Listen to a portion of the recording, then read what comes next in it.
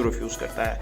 हमने काफ़ी सारी पहले भी वीडियोस बनाई हैं जिनमें नंबर 2, नंबर 10 और नंबर 13 के बारे में बड़ी डिटेल डिस्कशन की हो सकती हैं कि बैंक स्टेटमेंट की रीज़न हो सकती है, प्रोफाइल स्ट्रॉन्ग नहीं है, ट्रैवल हिस्ट्री नहीं है। ये सारी वो रीज़न है जो ऑलरेडी हमने डिस्कस की हुई विदाउट एनी रीज़न। जैसे कि मलेशिया, आप ऑनलाइन वीज़ा अप्लाई करते हैं, वीज़ा रिजेक्ट कर देता है without any reason. Visa officer को इस चीज़ से कोई मतलब नहीं है कि आपके अकाउंट में 6 मिलियन है या 7 मिलियन है। इस बैंक स्टेटमेंट की बात करता हूं तो मोर देन 7 मिलियन की बैंक स्टेटमेंट है किया है विद रिस्पेक्ट टू एविडेंस और डॉक्यूमेंट लगा के। Hi guys, welcome to my YouTube channel, welcome to another interesting vlog. एक नई इन्फॉर्मेटिव इंटरेस्टिंग वीडियो में लेके आप लोगों के पास आया हूं। इस वीडियो में मैं आप लोगों के साथ ये शेयर करने जा रहा हूं, डिस्कस करने जा रहा हूं कि इटली वीजा क्यों रिफ्यूज करता है। हमने काफी सारी पहले भी वीडियोस बनाई हैं जिनमें नंबर 2, नंबर 10 और नंबर 13 के बारे में बड़ी डिटेल डिस्कशन की और उसके बाद हमने ये भी डिस्कस किया कि जो शेंजन कंट्रीज हैं वो वीज़ा रिजेक्ट करने की उनकी रीज़न क्या होती है, बिहाइंड द सीन क्या रीज़न होती है, बिहाइंड द स्टोरी क्या रीज़न होती है, और वो जो लोगों को बताते हैं या दिखाते हैं या जो पेपर पे मार्क करते हैं उसकी क्या रीज़न होती है। काफ़ी सारी वीडियोस बनाई, लेकिन ये वीडियो उन सब वीडियोस से थोड़ी सी डिफरेंट है। इस वीडियो को कंप्लीट देखिएगा और वीडियो में कहीं पे किसी भी पॉइंट की समझ नहीं आएगी, कोई पॉइंट क्लियर ना हो, आप मुझे कमेंट बॉक्स में हाईलाइट कर सकते हैं, या फिर मेरा इंस्टाग्राम टिकटॉक अकाउंट आ रहा है, मेरे अकाउंट्स को फॉलो करके मुझे मैसेज भी सेंड कर सकते हैं। I will be get back to you with positive and proper response. अगर कोई पर्सनल क्यूरी होती है तो मैसेज ही किया करें, अगर कोई जनरल बात पूछते हैं तो कमेंट बॉक्स में हाईलाइट किया करें। जो शेंजन वीज़ा है उसकी रिजेक्शंस की कॉमनली हमें जो रीजंस देखने को मिलती हैं वो रीजन हो सकती हैं कि बैंक स्टेटमेंट की रीज़न हो सकती है, प्रोफाइल स्ट्रॉन्ग नहीं है, ट्रैवल हिस्ट्री नहीं है।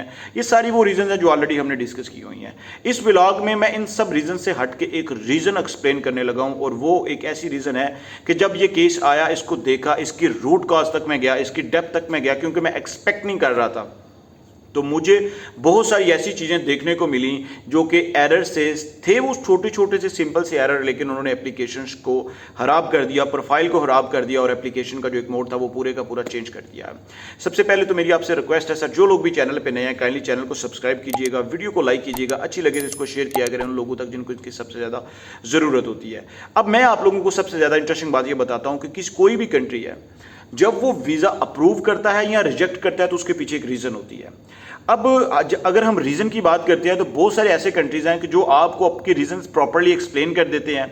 जैसे यूएस है तो वो आपको एक्सप्लेन कर देता है। टू सम एक्सटेंट हम ये भी कह सकते हैं कि वो रीज़न भी प्रॉपर्ली एक्सप्लेन नहीं होती। लेकिन बहुत सारे ऐसे कंट्रीज हैं जो रीज़न के बगैर वीज़ा आपका रिजेक्ट कर देते हैं, जैसे कि टर्की आपका वीज़ा रिजेक्ट करता है विदाउट एनी रीज़न।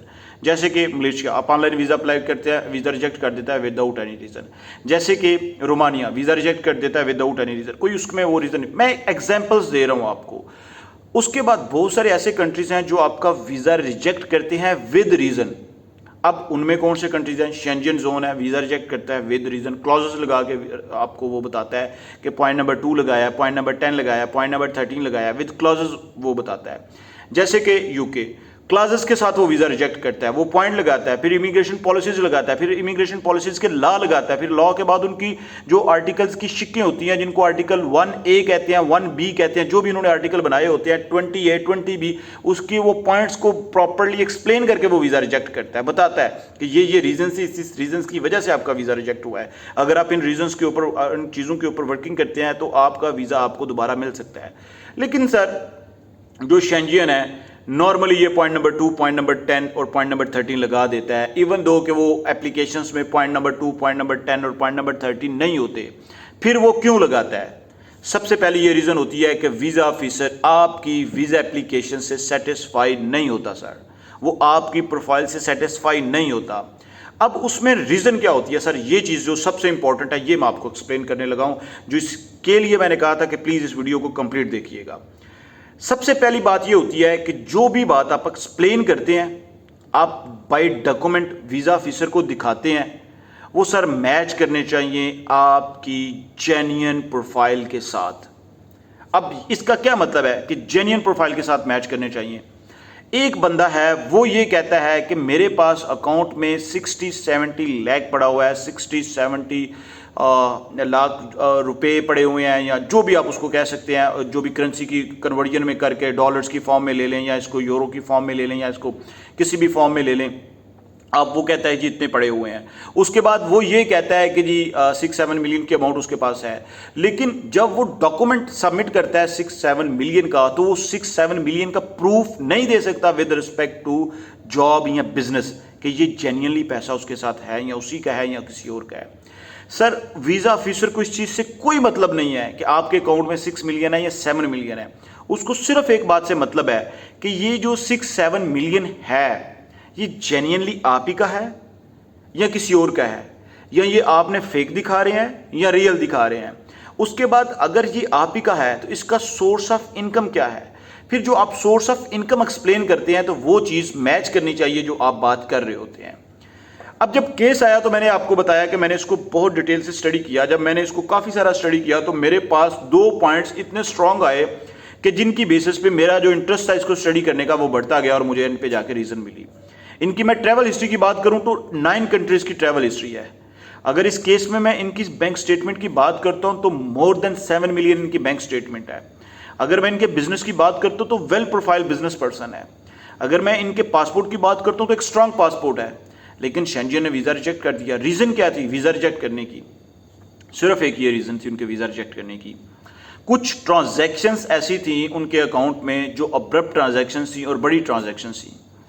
उनके बकौल उन्होंने बताया कि उन्होंने इसको जस्टिफाई किया है विद रिस्पेक्ट टू एविडेंस और डॉक्यूमेंट लगा के, लेकिन अनफॉर्चुनेटली या फॉर्चुनेटली वो जो डॉक्यूमेंट्स थे वो वेरीफाई नहीं हुए। अब हुआ क्या, सिनेरियो क्या हुआ मैं आपको बताता हूँ। एक अकाउंट में ट्रांजैक्शन आती है 40 लाख की, 4 मिलियन की। अब वो जो ट्रांजैक्शन 4 मिलियन की आती है वो ये बताते हैं कि मेरी एक प्रॉपर्टी थी, मैंने उस प्रॉपर्टी को सेल किया, वो प्रॉपर्टी के जो पैसे मेरे पास आए उन पैसों को मैंने अपने अकाउंट में रखा और उनके बाई एविडेंट डॉक्यूमेंट लगा दिए।